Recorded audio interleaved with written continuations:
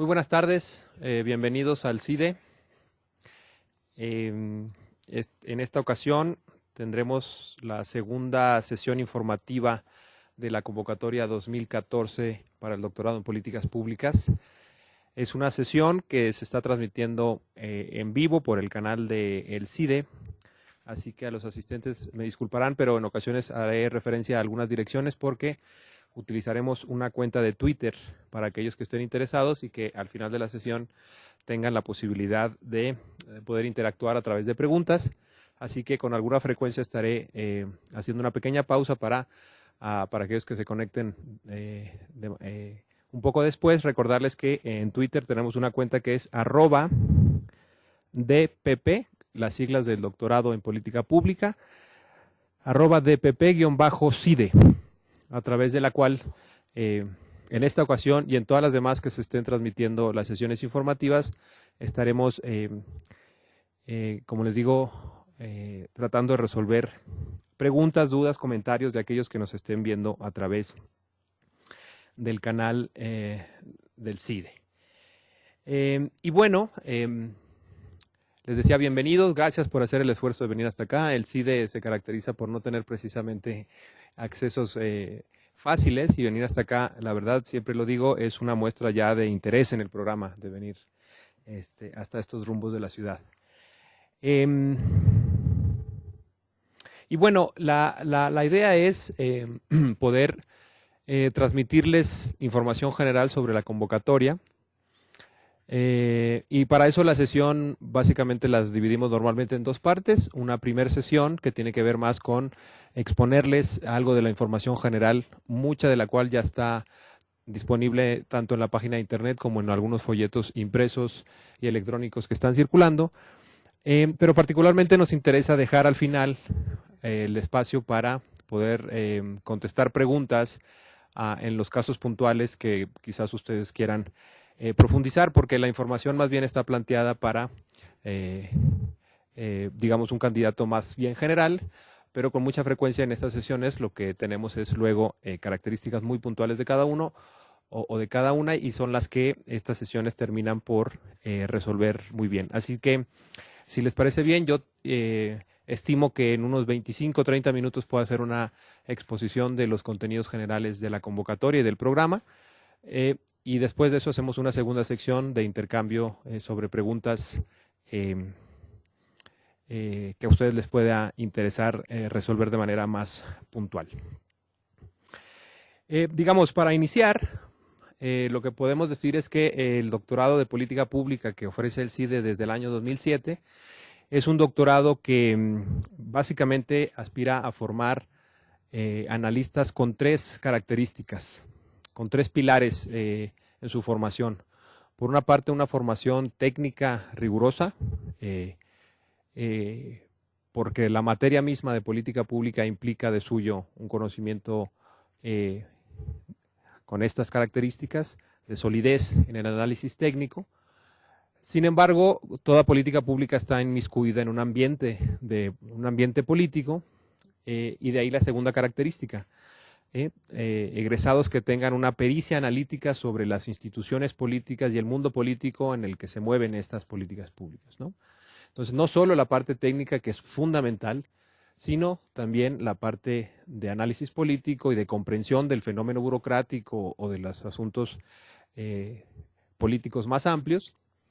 Y una tercera característica que está muy derivada de lo que es el propio CIDE, un compromiso con la ética pública, entendido esto como que no hay política pública donde detrás de ella no haya un sentido de la ética pública en su sentido más amplio. Ustedes saben, el CIDE es un centro público de investigación. Nosotros vivimos del financiamiento del gobierno mexicano de distintas maneras, y hay un compromiso fuerte con los valores de la democracia y de la ética pública en la institución, y este programa no es ajeno a ello, también aspira a eso. De tal suerte que las directrices últimas de formación del doctorado básicamente están en estas tres pistas: solidez técnica, entendimiento del fenómeno político y compromiso con los valores de la democracia y de la ética pública más bien general. Es un compromiso del CIDE hacer de este programa el programa referencia en América Latina. Estamos trabajando para que así sea. Creemos que estamos en la dirección correcta y no dudamos que en el mediano plazo así sea, que el programa más importante, más reconocido, de mayor solidez y prestigio sea el nuestro, no solamente en México, sino en toda la región latinoamericana. Como programa doctoral, hay algunas características importantes que son las que probablemente a algunos de ustedes les interese y por eso están o acá o detrás de su computadora, ¿no? La primera es que por las características propias de la planta docente, de la estructura, de la infraestructura del CIDE y de las aspiraciones que tenemos, es un programa que compite con muchos programas que se ofrecen en Norteamérica y en Europa. De eso estamos seguros y no es autopretensión, sino sencillamente trabajamos para que eso sea así. Insisto que por el perfil de nuestros profesores, por la red de contactos nacionales e internacionales que tenemos, por el prestigio que tiene ya propiamente el CIDE, sabemos que somos de competencia internacional. La mayor parte de nuestros profesores pertenecen al Sistema Nacional de Investigadores, que como ustedes saben son los parámetros de calidad nacional e internacional pues, más reconocidos y más comunes.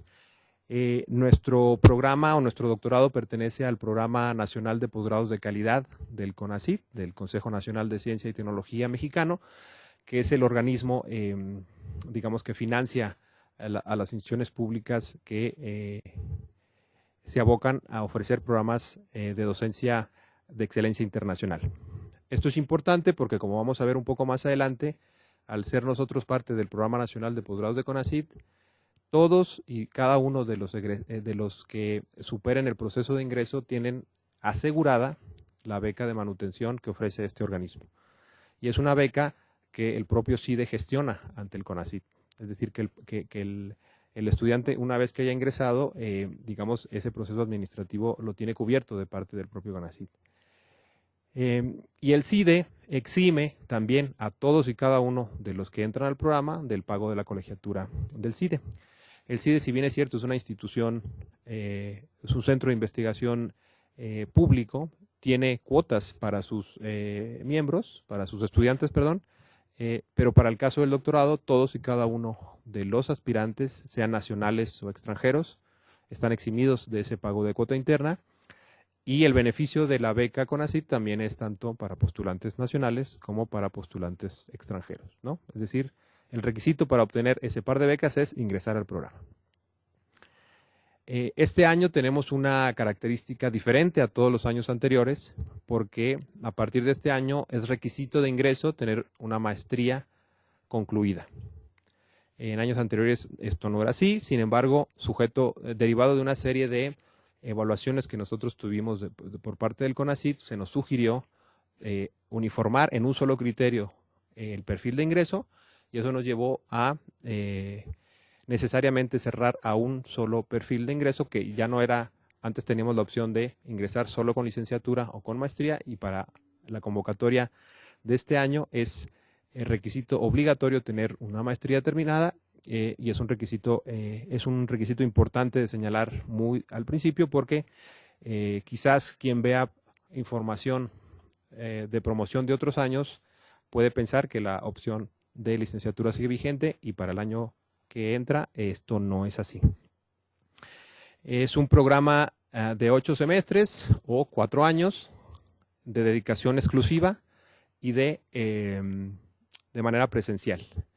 Esto implica que, derivado que los estudiantes que entran al programa tienen acceso a estas becas, es obligación estar dedicado 100% al estudio del doctorado y no es posible laborar de manera lateral, ¿no? Y un poquito más adelante me voy a detener a explicar. También para la promoción 2014 será obligatorio, como parte del proceso de estudios, hacer una estancia de investigación fuera del país.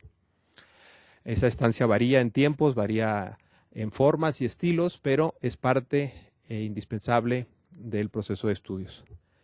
Como señalaré más adelante, cabrían algunas excepciones, pero realmente excepciones muy limitadas, ¿no?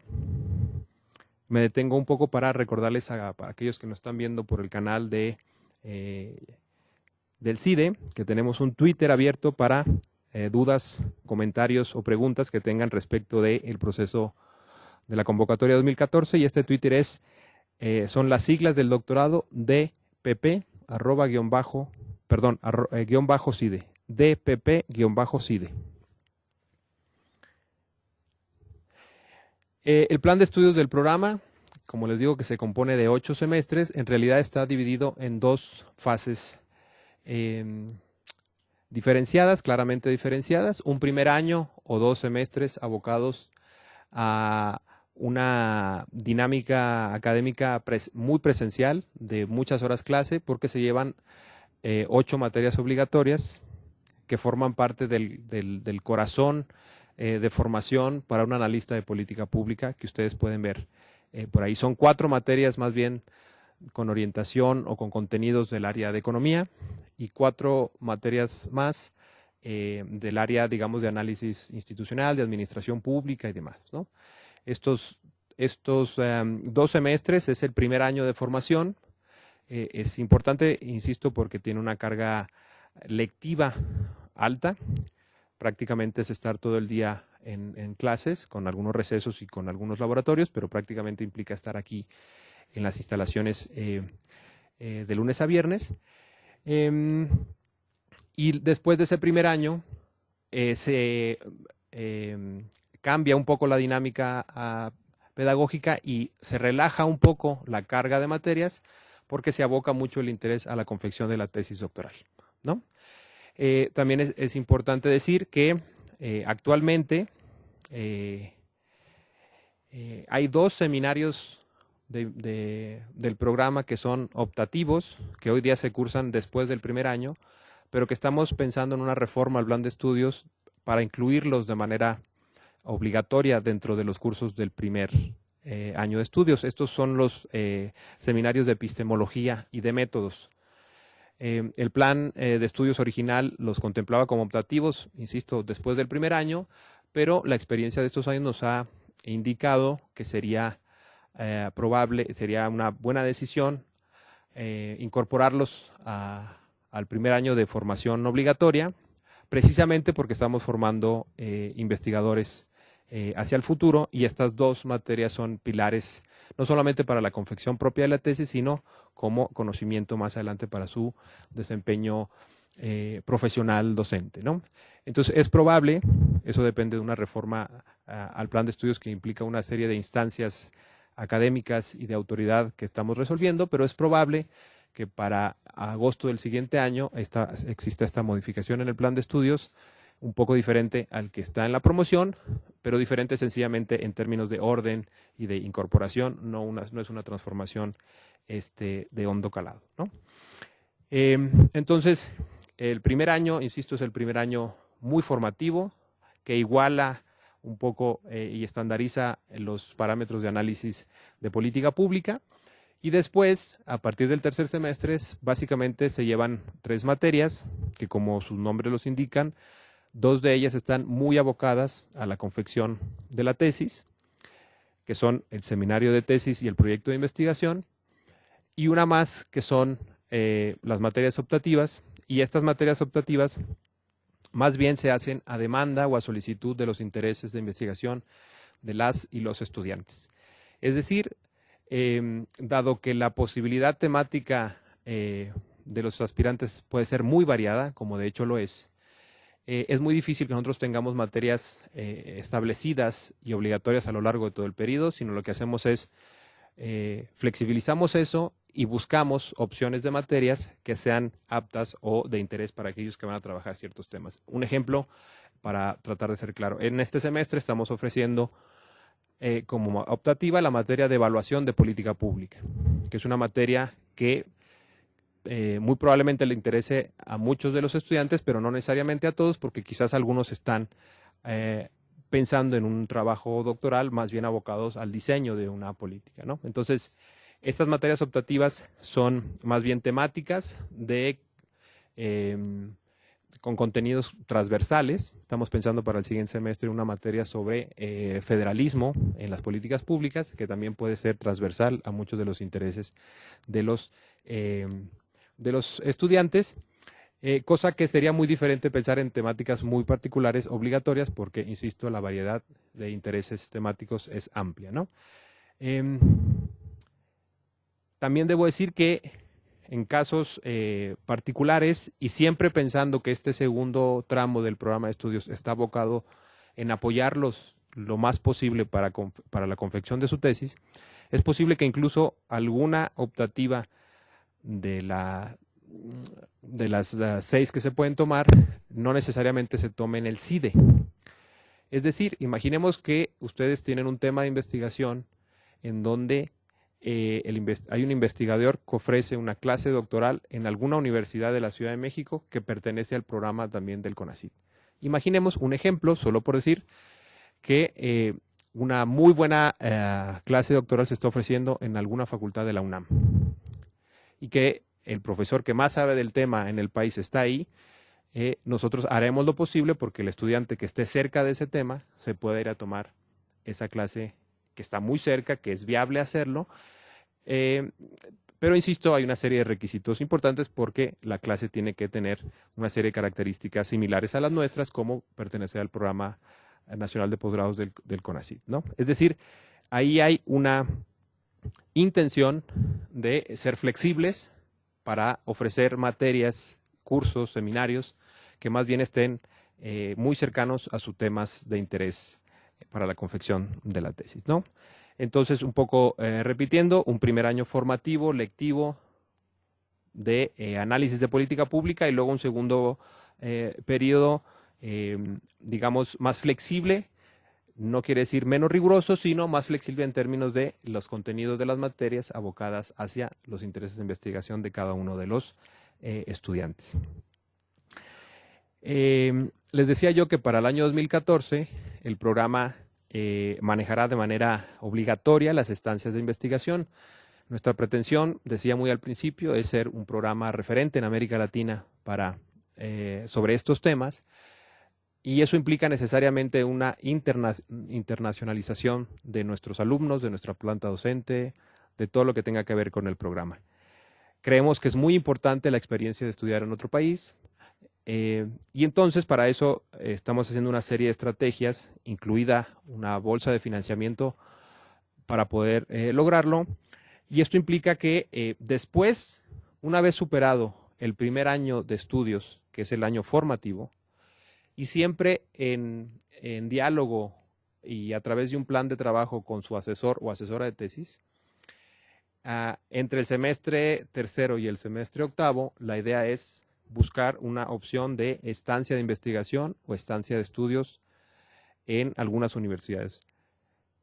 El doctorado tiene convenio con algunas universidades de distintas partes del mundo, particularmente de Estados Unidos y de Europa, y el CIDE tiene también otro cúmulo de convenios, de tal suerte que la oferta de programas y la oferta de universidades en donde se puede hacer la estancia es amplia. Decía yo, puede ser estancia de estudios porque se puede ir a tomar materias y traer los créditos de esas materias, o también se pudiera hacer un trabajo de investigación con algún investigador o investigadora particular que esté asociado al proyecto de tesis que ustedes quieran realizar como tesis doctoral, ¿no? Se puede tomar clases, se puede tomar seminarios. Esto, como ya forma parte del segundo tramo del programa de estudios, la idea es buscar alternativas de formación que estén abocadas a su tesis doctoral. Son gratuitas en el sentido de que nosotros como institución CIDE buscamos un convenio de colaboración con la Universidad Destino, y también buscamos siempre en la medida de las posibilidades existentes una bolsa de recursos adicionales, porque el costo de vida en algunas universidades, en algunas ciudades donde están las mejores universidades, pues difiere del costo de vida de la Ciudad de México, ¿no? Entonces buscamos las mejores condiciones para que aquellos que vayan a hacer una estancia estén abocados también de tiempo completo y de dedicación exclusiva en esas estancias, ¿no? La duración variará porque dependerá del plan de trabajo que tenga cada estudiante, pero estimamos que puede ser de 1 a 2 semestres, ¿no?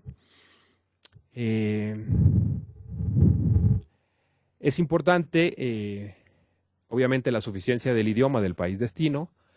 Ustedes se van a dar cuenta que nosotros no pedimos el idioma inglés como requisito de ingreso, pero sí pedimos el resultado de un examen que está en inglés y que ya implica de suyo que tienen conocimiento del idioma, ¿no?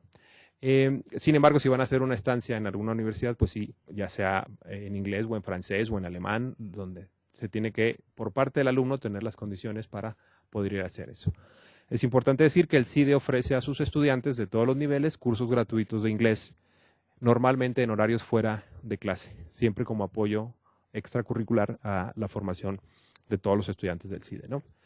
Nosotros tenemos, decía, como programa una serie de convenios con universidades que creemos que tienen un perfil y unos contenidos que nos interesan bastante, que compartimos de hecho, y siempre es esperable que podamos aprovechar esos convenios porque eso facilita mucho el trámite.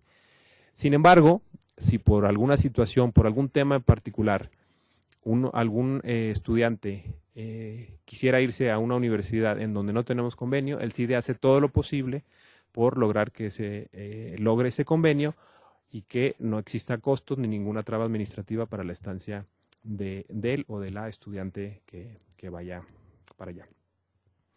La coordinación del doctorado también nos encargamos de apoyar en todos los trámites administrativos. Nosotros tenemos 4 convenios que son los que más estimulamos y de hecho estamos semestre tras semestre reforzando. El primero es con la Escuela de Educación de Harvard. Esta es una estancia que con mucha frecuencia nos preguntan sobre esta y es importante hacer la precisión de que es un convenio que firmó Harvard, el CIDE y los egresados, y el CONACYT para la Escuela de Educación de Harvard.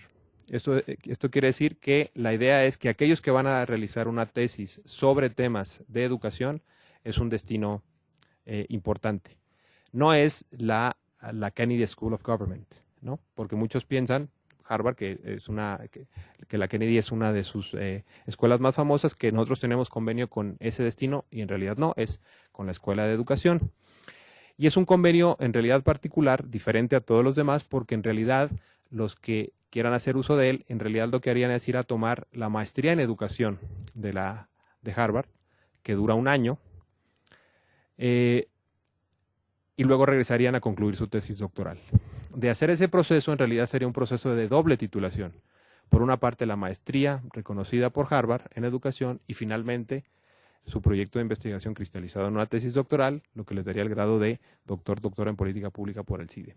Entonces, es un convenio especial, muy atractivo, pero tiene, digamos, la característica de que se hace solo para temas en educación. También trabajamos con la Lyndon B. Johnson que está en Texas, que como seguramente saben es una universidad muy importante en temas de administración pública y gobierno, que es otro de los destinos que fomentamos y estimulamos que nuestros estudiantes logren. Tenemos con la Universidad de Ohio, que también es la tercera opción, digamos, en nuestra lista, y finalmente también en Sciences Po, en París, en donde el CIDE tiene ya también un largo periodo de relación con esta universidad y que incluso se dan intercambios en los 3 niveles, licenciatura, maestrías y doctorado, ¿no?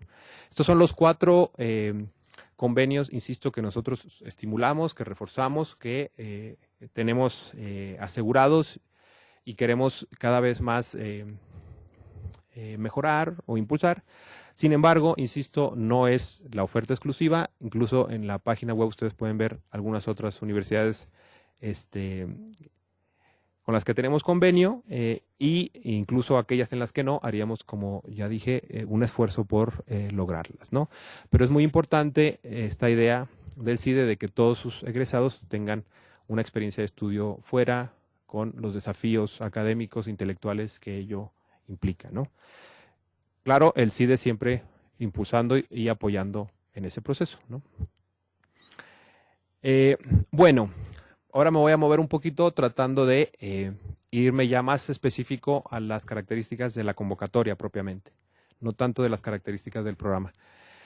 Bueno, ¿qué se requiere para entrar? Les decía, insistiremos en este punto, para este año es importante tener una maestría concluida, preferentemente en ciencias sociales, aunque no es exclusivo, pueden venir perfiles de otras áreas.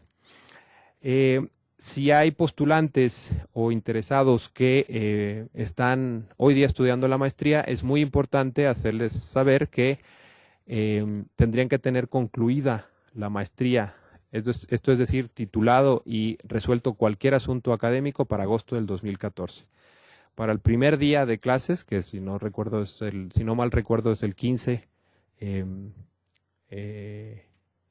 de agosto del 2014, tendrían que ya tener resueltos cualquier pendiente académico. Pueden tener algún pendiente administrativo en el sentido de algún papel del Ministerio, de la Secretaría de Educación, algo, pero pendientes académicos propiamente tienen que estar absolutamente resueltos.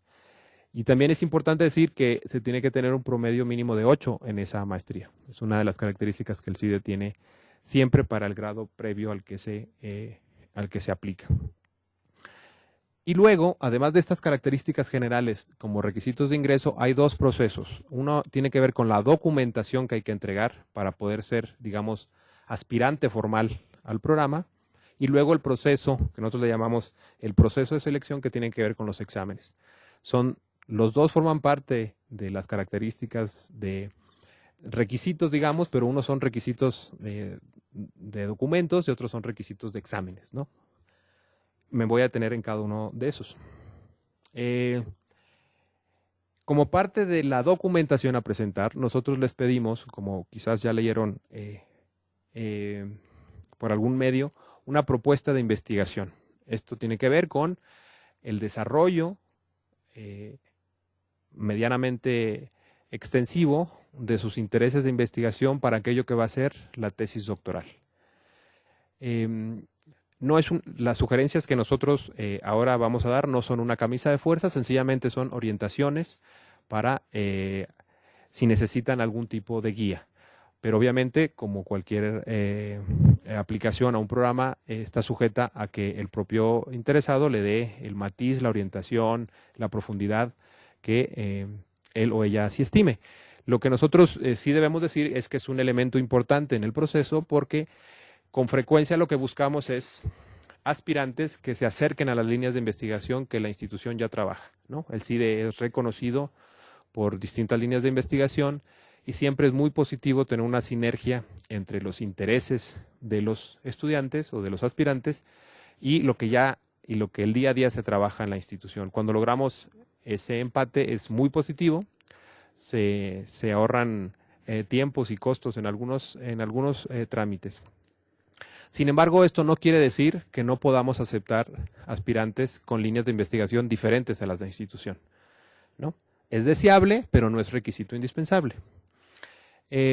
Sugerimos que tenga una extensión de unas 10, 15 cuartillas, menos quizás sería un poco telegráfico y más de eso sería quizás no necesariamente, digamos, excesivo, no necesariamente con la claridad y la puntualidad que también se espera.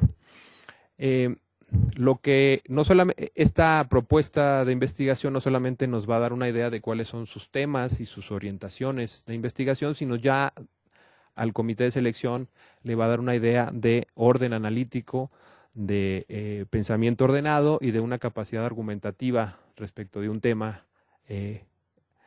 digamos, de un tema público, ¿no? Una tesis doctoral debe de caracterizarse, digamos, por una serie de cosas, pero digamos, al presentar la propuesta sí pensamos que tiene que ser pertinente, interesante, concreta, una pregunta inédita, ¿no? Que no se haya respondido antes. Y bueno, nosotros sugerimos algunos contenidos mínimos, insisto, no como de manera obligatoria, pero más bien orientadora, ¿no? Como la relevancia del tema, una pregunta de investigación, si aplica una hipótesis o un argumento, dependiendo de la orientación o la metodología que se piense, y cuál sería, grosso modo, la estrategia de investigación a seguir. Una precisión importante también al respecto tiene que ver con nosotros esperaríamos que esta propuesta de investigación se vaya modificando a lo largo del primer año. Eso quiere decir que el programa está aportando nuevos elementos de estudio, categorías conceptuales, enfoques analíticos, de tal suerte que quizás después del primer año, cuando empieza la fase de investigación, la propuesta de investigación no necesariamente sea la misma. Insisto, porque uno esperaría que se haya enriquecido después del primer año. De tal suerte que no va a ser algo estático de un principio hacia el final, sino que obviamente se irá, esperamos, enriqueciendo, acotando, especializando y demás.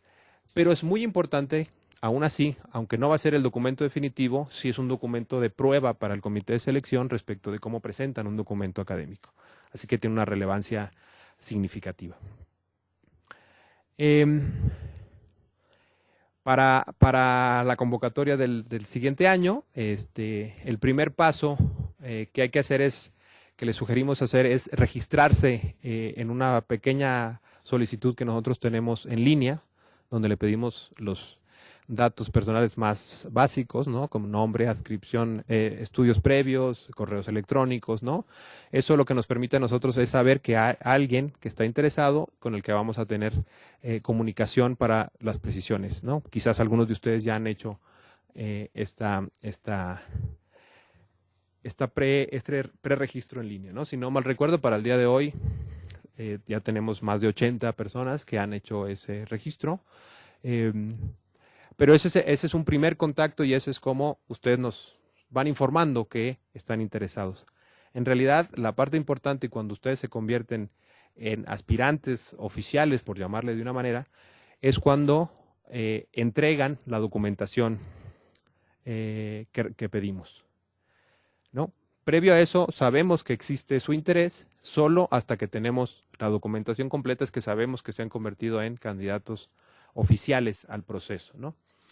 Lo que es importante es precisar es que de la serie de requisitos de documentación que pedimos, se tiene que hacer una entrega completa de todos y cada uno.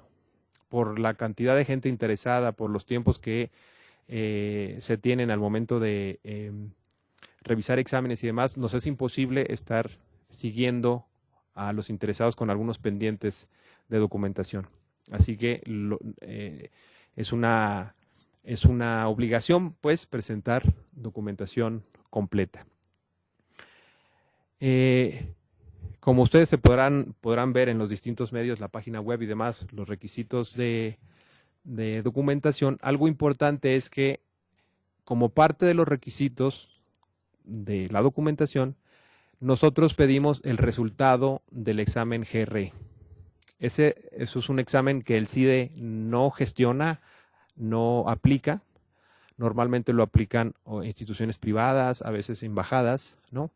Y el examen GRE es un examen en inglés sobre razonamiento analítico, razonamiento matemático, que es el que les decía yo que de alguna manera supone para nosotros que al haberlo superado, al haber logrado una buena puntuación, el idioma no es un problema. Y es importante porque una buena cantidad de lecturas ya en la fase de formación tienen que ver con el idioma inglés, un poco por las características de la academia, del tema, que los temas están en ese idioma. Entonces no pedimos el requisito, pero está supuesto en la idea de un buen puntaje en este examen GRE. Yo les sugeriría que buscaran por ahí por la red, en cualquier parte en donde ustedes estén, cuál es la mejor forma de conseguir ese resultado. Las embajadas, los consulados, algunas empresas, insisto, privadas lo ofrecen. Y es importante precisar que ese examen normalmente tiene fechas calendarizadas por estas instituciones para presentarse y no necesariamente son exámenes frecuentes. A veces los aplican una vez al mes, quizás dos. Pero si nosotros lo pedimos como requisito de ingreso, quiere decir que ustedes al cierre de la fecha límite deberían de tener ese resultado. Así que hay que preverlo con tiempo porque, insisto, cada institución tendrá sus tiempos, pero normalmente implica programarlo con algo de antelación, ¿no? Entonces, hay que presentar los documentos de manera completa, incluido el resultado de ese examen. Insisto, repito, una vez que nosotros tenemos la base de datos de todos los aspirantes que han presentado de manera completa sus documentos, nosotros procedemos a aplicar 2 exámenes. Un examen de área y un examen de habilidades. ¿Qué significa un examen de área? El doctorado tiene 2 vertientes o 2 énfasis o 2 tracks, como nosotros también le llamamos internamente. Tiene, digamos, 2 especialidades. Un énfasis en política pública, pero con énfasis en política económica, y un énfasis en análisis organizacional e institucional, ¿no? Es decir, hay 2 vertientes que se pueden tomar, y cuando ustedes hacen su registro en línea, desde ese entonces nos tienen que decir cuál de las 2 orientaciones es en la que ustedes están interesados. ¿Qué significa estas 2 orientaciones? Básicamente, algunas cosas diferentes. Algo importante para el proceso de selección es que ustedes tomarán el examen de área relacionado con esa materia, ya sea con un examen más bien relacionado a temas de economía o un examen de análisis organizacional e institucional. Una segunda característica diferente es que muy probablemente el asesor o asesora de tesis tendrá una orientación en ese sentido, ¿no? Es decir, será un especialista en temas o en economía o en análisis institucional o organizacional. Otra característica diferente para estas vertientes tiene que ver con las materias optativas a tomar. Dado que somos flexibles y pensamos en este segundo periodo formativo más bien abocado a los intereses de tesis, las que ofertamos, normalmente ofertamos también con esas diferencias, análisis económico o análisis organizacional e institucional. Es decir, una vez que ustedes seleccionaron uno de estos 2 tracks, alguna parte del proceso formativo se irá abocando a especializarse en ello.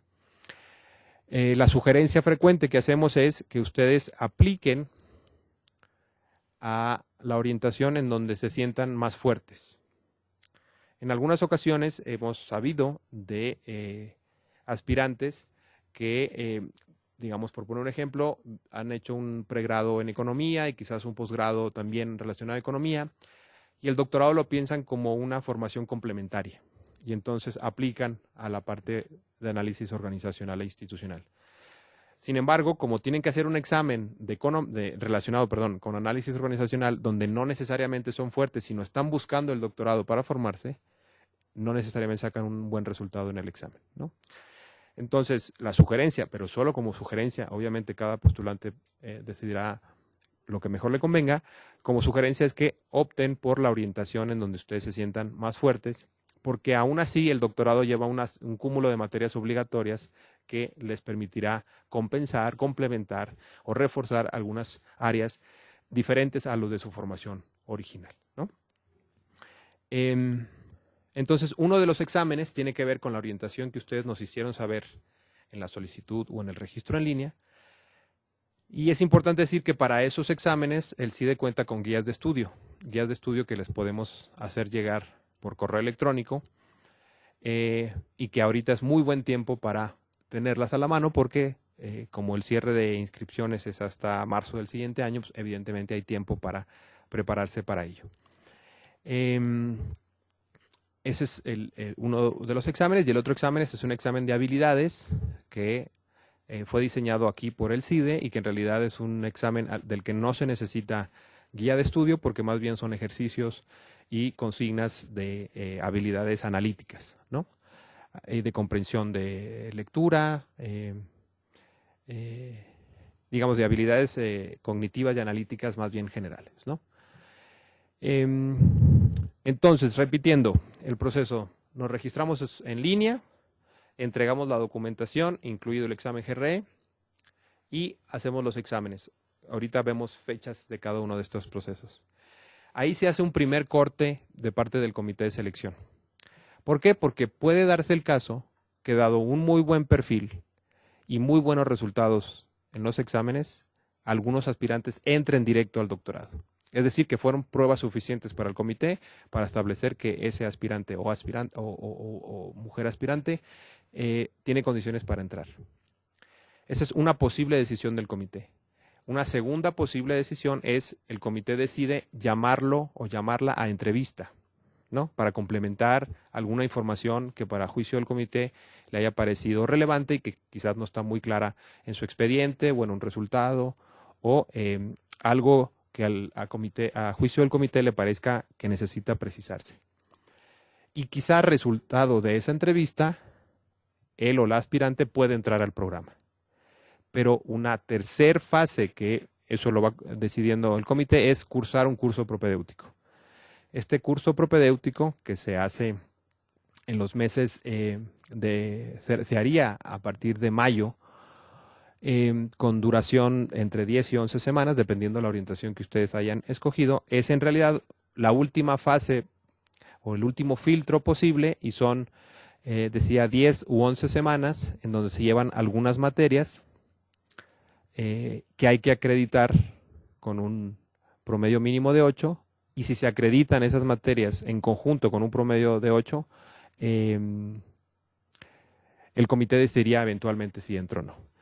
Lo que les quiero transmitir es que hay distintas fases de ingreso. Una fase de ingreso directo, solamente con los resultados de los exámenes, una quizás derivada de la entrevista y una quizás derivada de la acreditación del curso propedéutico, ¿no? Eso el comité de selección va evaluando casos por casos y quizás algunos harán la primera opción, otros la segunda y otros la tercera, como normalmente ha sucedido. Es importante decir que esos cursos propedéuticos son cursos que se comparten con las maestrías, con la maestría de Administración y Política Pública y con la maestría de Economía que tiene el CIDE y que son, por cierto, 2 posgrados de competencia internacional reconocidos así por el CONACYT. Y hay un apoyo económico, como también son cursos propedéuticos que implican tiempo completo, son realmente intensivos. Hay un apoyo económico de parte del CIDE para aquellos que lo toman, para que puedan, si viven, para que puedan instalarse y puedan estar dedicándose a eso. Y obviamente muy pensado también para los que tienen que mudarse de ciudad o de país para ingresar al programa y que tengan manera de estar esas semanas dedicadas a los cursos propedéuticos, ¿no? Entonces, digamos, ese sería el camino por el cual los aspirantes entran al programa. Los exámenes de área, estos que les decía yo que se aplican en función del área de estudios que ustedes nos han señalado, en realidad suponen que si ustedes escogen la orientación en política económica, ese examen lo que hace suponer es conocimientos suficientes en una maestría en economía. Y el examen de análisis organizacional e institucional, digamos, sería el equivalente para que podría demostrar conocimientos para un egresado de una maestría de administración pública, de ciencia política, quizás de sociología, por el tipo de lecturas que están asociadas en la guía de estudios, ¿no? Solo puede hacerse, eso es muy importante, dado que en la solicitud en línea solo hay un rubro, solo se puede hacer un examen, ¿no? La decisión es muy importante cuando ustedes deciden al principio de señalarnos cuál es el track que escogen, porque los exámenes van en esa dirección. No se puede, una vez que se ha seleccionado, no se puede cambiar de orientación. Son exámenes largos, pueden durar 1 o 2 días por la extensión y además porque recuerden que son 2 exámenes, es el examen de área y también es el examen de habilidades, ¿no? Y entonces los que los presentan aquí en la Ciudad de México, pues es más o menos sencillo porque se aplica aquí en el CIDE, en aulas acondicionadas para ello, pero si hay aspirantes que nos están viendo o escuchando en entidades de la República o en otros países, nosotros nos encargamos de acercarnos lo más posible a donde ustedes estén. No siempre logramos que sea en la misma ciudad, pero con frecuencia podemos aplicar exámenes en distintas ciudades: Monterrey, Guadalajara, Puebla, Veracruz. Eso también depende en buena parte de la cantidad de aspirantes que estén más o menos en una región. Y para los aspirantes internacionales lo que hacemos es que nos apoyamos en las embajadas y en los consulados de México en el mundo y con tiempo programamos esos exámenes que los aspirantes harán en esas sedes diplomáticas del gobierno mexicano. es muy importante para si tenemos aspirantes de otros países que muy pronto nos hagan saber su interés porque implica una gestión administrativa importante con los consulados y con las embajadas que nosotros quisiéramos prever lo antes posible, ¿no? Y como les decía, hay algún material, hay guías de apoyo, incluso tenemos algunas de las lecturas de esas guías, las tenemos ya en formato electrónico que podemos compartirles, porque sabemos que algunas de las lecturas no necesariamente son de fácil acceso, y tratamos de hacer el camino lo más sencillo posible. No están todas las lecturas, pero sí hay una muy buena parte. Sobre todo la carga más fuerte de lecturas está asociada al examen de análisis organizacional e institucional. Ahí hay una cantidad importante de lecturas y son esas las que tenemos. Porque el área de economía más bien son libros muy conocidos de texto y sobre temas que nos parece pueden ser más, que se pueden conseguir más fácilmente en otras partes, ¿no? Y ya cerrando, las fechas importantes, la fecha límite para entregar documentación es el 3 de marzo. Los exámenes están contemplados para los exámenes de área el 15 de marzo y los exámenes de conocimiento, si no estoy diciéndolo mal, 18 y 19. Es correcto. Perdón, el de habilidades el 15 de marzo y los exámenes de área el martes 18 y miércoles 19, según aplique la orientación. Las posibles entrevistas o las entrevistas a los aspirantes que así lo decida el comité están contempladas entre el 9 y el 11 de abril y los cursos propedéuticos de ambas orientaciones para iniciar en el mes de mayo. Estas fechas eventualmente pueden cambiar 1 o 2 días. Nosotros, si es el caso, se los notificaríamos con tiempo. Sobre todo las entrevistas y el propedéutico, los exámenes siempre hacemos un esfuerzo importante porque no se muevan, por lo que les decía que a veces implica trasladarse a alguna otra ciudad o acercarse a alguna de las ciudades en donde estamos ofreciendo estos temas, ¿no? Vuelvo a detenerme un poco para recordar o para informar a aquellos que nos estén viendo a través del canal de YouTube que tenemos una cuenta de Twitter disponible para que nos hagan llegar sus preguntas, si es el caso, que sería @DPP, como las siglas de Doctorado en Política Pública, _CIDE. Así que, como estamos casi por finalizar la parte de exposición y entrar a la parte de preguntas, si es el caso, pues son bienvenidas todas las dudas que nos quieran hacer llegar por ese medio.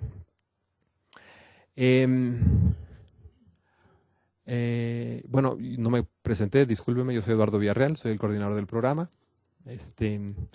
También está por aquí, y los que están aquí en el CIDE, es importante que conozcan a Alma Barajas, porque Alma Barajas también es realmente la encargada de llevar buena parte del proceso, ¿no? Y mucha de la comunicación ella atiende de manera, por cierto, muy eficiente a todos los aspirantes, ¿no? A ella la pueden contactar en el correo que viene ahí, alma.barajas@cide.edu, y vienen también teléfonos y demás que obviamente pueden encontrar en nuestra página. Y bueno, de aquí a marzo, la responsabilidad tanto de Alma como la de un servidor es apoyarlos en todas las dudas, todas las precisiones que ustedes requieran para, si así lo deciden, aplicar exitosamente al programa, ¿no? Esta es la información más bien general. No dudamos que haya dudas, por eso la idea de tener sesiones informativas en donde podamos ser más precisos, más concretos y ayudarlos a orientarlos, ¿no? De las preguntas más frecuentes que hay y que quizás voy a adelantarme a algunos de ustedes, pienso en dos. El examen GRE es un examen que no tiene aprobado o no aprobado, sino da una puntuación, ¿no? Y es una puntuación que, digamos, ha tenido varios formatos, ha cambiado según los años, pero digamos en el viejo formato, en donde la escala de puntuación va de 200 a 800, nosotros no tenemos ex ante una cantidad de puntos establecida. Lo que sucede año con año es que el comité de selección establece en función del perfil de los que ingresan un rango mínimo, ¿no? No varía mucho con año, eso sí es cierto, no es que el parámetro se mueva demasiado discrecionalmente. Sí les puedo decir que, digamos, un puntaje de 600 sobre 800 máximo que es posible, es un puntaje muy bueno, que históricamente el comité ha valorado muy positivamente.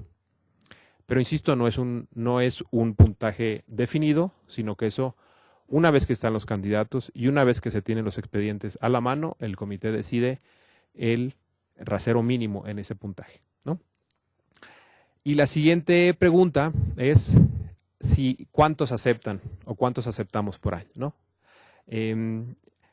Yo voy a aprovechar ahí para decir dos cosas. La primera es que no hay de ninguna manera cuotas ni a la baja ni a la alza. Es decir, no tenemos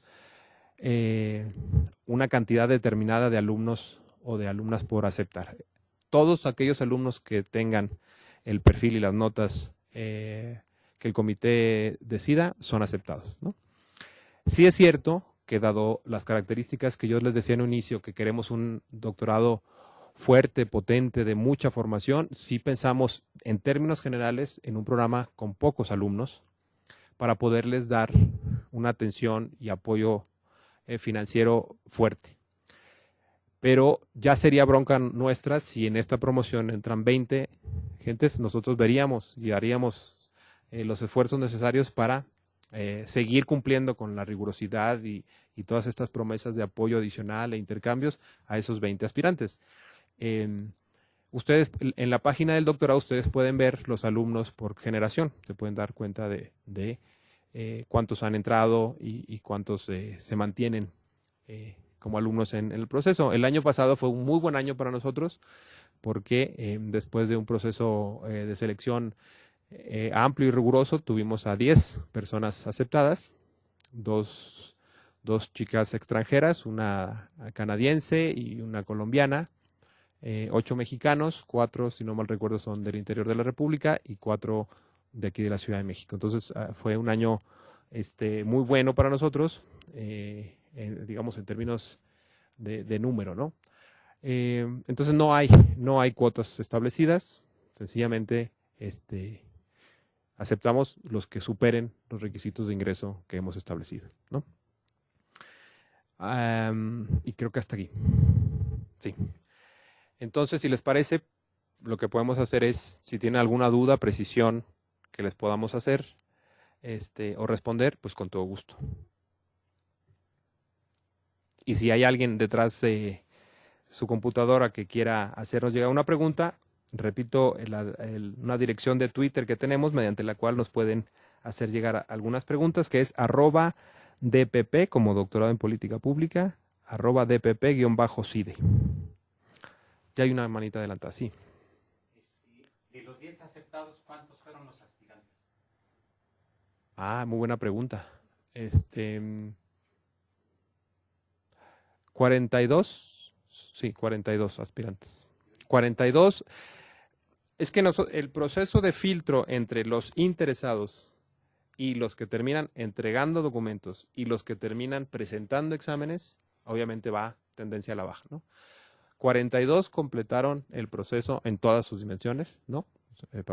Papelería, exámenes, ¿no? Lo que da una tasa de aceptación, por cierto, bastante alta, si hacen la conversión. 1 de cada 4. No, sí, claro. Además del examen de GRE que incluye la parte matemática, en los exámenes que se hacen para el CIDE, para el área, hay un examen de matemáticas hasta donde decía en el folleto que había como matemáticas intermedias, pero ¿a qué se refiere concretamente? Sí, nos preguntan acerca de las matemáticas. El examen de economía claramente tiene un componente matemático, ¿no? En el examen de análisis organizacional e institucional no es así, no hay matemática. Lo que pasa es que una pregunta frecuente es, dado que en el primer año, en el primer semestre, hay un curso obligatorio de matemáticas, ese curso de matemáticas no empieza para principiantes. Empieza de un nivel intermedio, muy rápido se va a un nivel avanzado, ¿no? Entonces, si bien es cierto, como es una materia obligatoria para cualquier perfil, necesitas una formación de entrada o, digamos, previa, más o menos, digamos, equivalente a un nivel intermedio de matemáticas para que ese curso, digamos, lo puedas sacar adelante. Estamos hablando de cálculo diferencial integral. Exacto. ¿Sí? Y sí, sí es un curso que va rápido. Entonces, se inicia, no se inicia de cero y se termina ya en un nivel de matemática importante. Ahora, no son matemáticas por matemáticas. Lo que pasa es que es el acompañamiento que va asociado a la materia de microeconomía, que ese es el más importante. Lo que nos interesa es el razonamiento de análisis micro, que es uno de los de más influencia en análisis de política pública, y para eso se necesita el instrumento de la matemática, ¿no?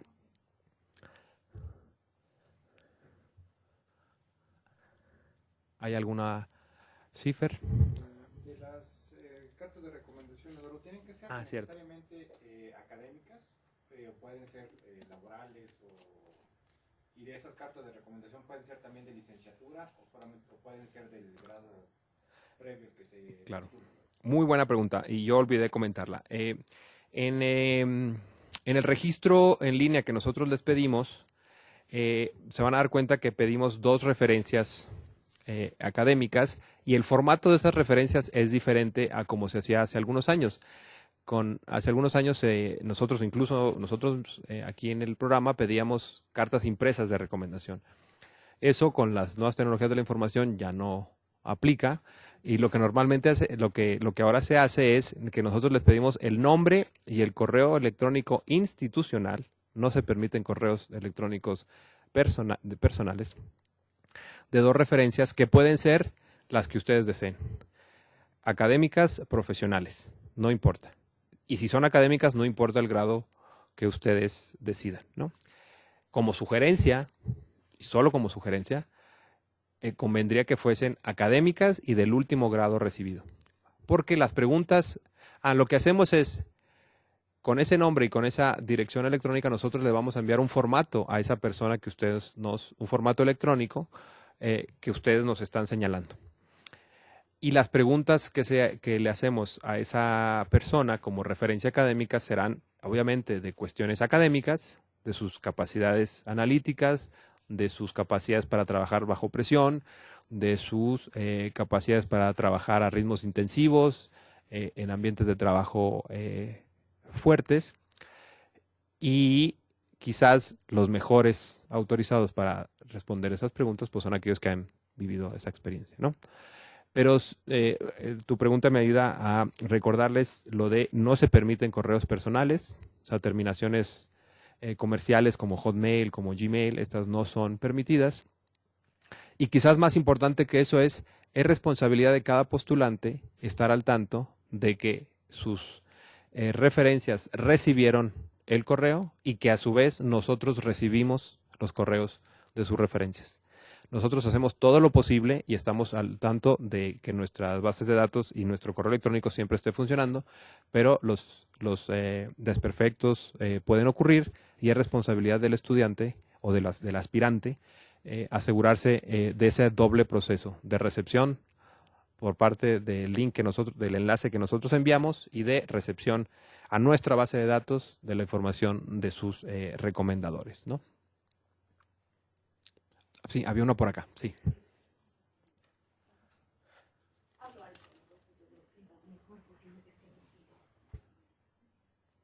Hola. Hola. ¿No funciona, Alma? ¿Sí? A ver, ahí viene ya. Venga. Gracias por la presentación, antes que nada. Y tengo 2 preguntas. Sí, claro. La primera es, ya que estabas contándonos lo de las cartas de recomendación, pueden ser en inglés, Uh-huh. las mismas, y cómo se califica el examen de conocimientos. Uh-huh. Y como estabas diciendo como estabas comentando, el GRE es difícil de presentarlo ahorita, especialmente porque toda la gente que se va empieza a pedir ahorita fecha. Uh-huh. Entonces, aun cuando no se haya terminado la solicitud, ¿se pueden pedir las guías para empezar a estudiar para el examen? Muy bien, guías. Sí, son varias, de hecho. Voy a aprovechar tus preguntas para hacer unas precisiones. Sobre la posibilidad de cartas en inglés. El enlace que nosotros le vamos a enviar, del cual las personas sus referencias contestarán, es un formato en español. Es muy intuitivo, alguna parte de las respuestas tiene que ver con seleccionar opción múltiple, ¿no? Sí necesitaría una mínima comprensión. En los párrafos en donde nosotros pedimos una descripción, pueden hacerlo en inglés, pero las preguntas y las eventuales respuestas, que al menos las que son de opción múltiple, sí están de momento en español. La verdad es que tu solicitud o quizá tu inquietud no es la primera que recibimos y nosotros estamos viendo la posibilidad de hacerlos en inglés, pero ahorita no te la puedo ofrecer porque no la tenemos. Sabemos que algunos de nuestros aspirantes han hecho posgrados en el extranjero y que quizás sus referencias tienen que ver con estudios fuera. Por eso nuestro interés. Lo estamos viendo porque implica un esfuerzo doble. No te lo puedo prometer ahora, pero quizás convencer que la persona tenga algún grado de intuición en español, ¿no? ¿Cómo se califican? Los exámenes se califican. El examen de habilidades analíticas que realiza el CIDE lo califica la Dirección de Evaluación Académica Interna del CIDE. Especialistas en pedagogía, que fueron los que lo diseñaron, que nosotros nos pasan el resultado, ¿no? Y el examen de área sobre conocimientos, lo que hacemos es, cada examen lo califican 2 profesores de la sede. Tenemos un promedio de la nota para evitar sesgos, ¿no? Y nosotros tomamos el promedio de esas 2 notas. Hacemos una tercera evaluación cuando el resultado es muy dispar, ¿no? Si sobre un mismo examen tenemos 2 resultados demasiado contrarios, buscamos una tercera opción porque algo está pasando en los criterios de evaluación que está generando un resultado demasiado dispar. Normalmente no ha pasado, yo no recuerdo ahora un resultado así, pero queremos evitar de la mayor posible el sesgo. Ahora, aprovecho también la idea de pedir el examen GRE y además un examen del CIDE es porque el examen GRE, como ustedes saben, es un examen internacionalmente referenciado como un examen de habilidades, ¿no? Entonces nosotros tomamos de esa referencia internacional un parámetro estándar a nivel mundial. Y luego, lo que sería el equivalente a nuestros propios estándares nacionales, por eso el examen, ¿no? Tratamos, insisto, de buscar en la medida de lo posible la mayor objetividad en la resolución. Y respecto de las guías de estudio, las guías, una vez que ustedes llenaron, aunque sea de manera parcial, la solicitud, ustedes pueden acceder a esas guías. Debe estar habilitado una sección en nuestra página en donde ustedes llenan sus datos y automáticamente hay una respuesta con la guía solicitada. En cualquier caso, nos pueden escribir a Alma o a mí un correo electrónico y nosotros les hacemos llegar. Las guías son 2 hojas, si no mal recuerdo, la guía para la orientación en política económica y como 5 hojas ¿no? Entonces es muy fácil el acceso. ¿Respondí todo? Sí, otra pregunta, perdón. ¿Cuál es el promedio de edad de los alumnos? Uy, promedio de edad de los alumnos actuales, no lo recuerdo ahora, pero con el temor de equivocarme un poco arriba, un poco abajo, estará entre los 28 y los 30, ¿no? Pero nosotros no tenemos ninguna restricción de ningún tipo por la edad. Hay quien nos ha preguntado en otras ocasiones sobre la restricción de edad porque los aspirantes reciben beca CONACYT. Y lo cierto es que lo que nosotros sabemos es que para que el CONACYT otorgue una beca, la convocatoria dice preferentemente menor de 35. Pero ese preferentemente implica que si la institución receptora está interesada en que ese aspirante tenga la beca, hasta donde sabemos no ha habido problema en ese caso. Hemos tenido aspirantes que entran mayores de 35 años y al menos en la experiencia del programa no ha sido esa una restricción de ningún tipo, ¿no? No sé si haya habido, Alma, alguna pregunta. Todavía no. Muy bien. Bueno. Pues insisto que nosotros estamos totalmente abiertos, no solamente en esta sesión, sino normalmente a través de las vías normales de comunicación, teléfono, correo electrónico y demás. Si después de la sesión les surge alguna pregunta en los días posteriores, siéntase por favor con toda la confianza. Reitero que parte de la labor de Alma y mía de aquí al cierre de la convocatoria es orientarlos y apoyarlos en que su postulación sea lo más exitosa posible, ¿no? Pues sí. Fer. Una pregunta más. Me llamó la atención la duración de los exámenes de área, que es 1 o 2 días. ¿Qué se hace en 1 o 2 días para evaluar los Sí. momentos de área de un... Sí, lo que pasa, sí, nos preguntan sobre la evaluación, el rango de tiempo que nosotros contemplamos, ¿no? Que pueden llegar a ser hasta 2 días. Lo que pasa es que son exámenes en donde hay que desarrollar argumentos. Y entonces nosotros preferimos, no es que sean 2 días de 24 horas, sino que nosotros decimos hay 4 horas en un día y 4 horas del siguiente, porque preferimos que se haga un examen, una segunda parte del examen más fresco, ¿no? Con mejores condiciones, dada la relevancia que tiene para el proceso de ingreso. En vez de ponerles un examen larguísimo de quizás 6, 8 horas, en donde el agotamiento se ve luego reflejado en el desempeño del examen, lo que nosotros buscamos son 2 espacios diferenciados, ¿no? Es un poco más por eso, ¿no? Ahora, son rangos, o sea, el primer día nosotros tienes hasta 4 horas para resolverlo, pero es el rango máximo, ¿no? Hay quien lo puede resolver mucho antes. Aprovecho para decir, si hay alguien que nos está escuchando más allá de nuestras fronteras en otros países, que decía hace rato, es importante que nos lo hagan saber lo más pronto posible, porque eso implicaría que quizás en algunos casos de consulados o embajadas, el examen sí tendría que aplicarse en un día. Eso porque nosotros tenemos la restricción de la disposición del personal del Servicio Exterior Mexicano. Y no siempre, hacemos todo lo posible, pero no siempre el apoyo dura los 2 días. En algunas ocasiones se presenta algo por la mañana y luego un receso importante y luego algo por la tarde para, de nuevo, no tener rendimientos decrecientes. Pero eso particularmente es para los aspirantes que están en otros países y que lo hacen en nuestras embajadas o consulados, ¿no? ¿Está todo claro, como dice un buen profesor, como el agua de tamarindo? Pues muchas gracias. Sí, una más. En caso de que, por ejemplo, hay algún dato que tenga que corregirse dentro de la inscripción en línea, se puede hacer el cambio, porque ahí al final decía que, por ejemplo, las referencias ya no se podían cambiar. Sí. Y bueno, yo agregué, pensando que era así el correo institucional, mandé el de la escuela, pero no mandé específicamente a un maestro, a un doctor. Entiendo. Lo mandé en general, entonces ¿a quién le va a llegar?